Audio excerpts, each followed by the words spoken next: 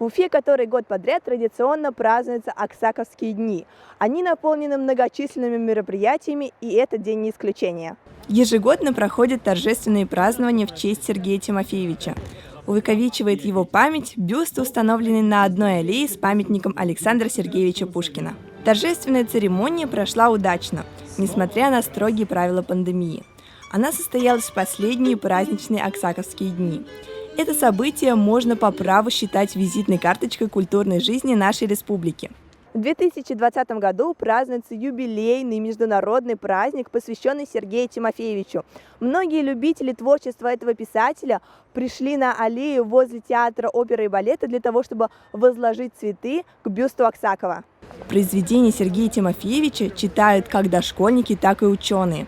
Именно поэтому мероприятие должны были посетить почитатели писателей разных возрастов. Однако ученики Аксаковской гимназии не смогли приехать в этот день к памятнику литератора, так как сейчас желательно соблюдать меры предосторожности. Аксаковские дни очень важны для жителей нашей республики, ведь именно сейчас мы можем лучше узнать о трудах нашего земляка и почтить его память. Следите за новостями, просвещайтесь в трудах литературных и общественных деятелей и посещайте памятники культуры, ведь это имеет огромное значение. Зарина Адиатуллина, Руслан Бикбаев специально для Горы новостей.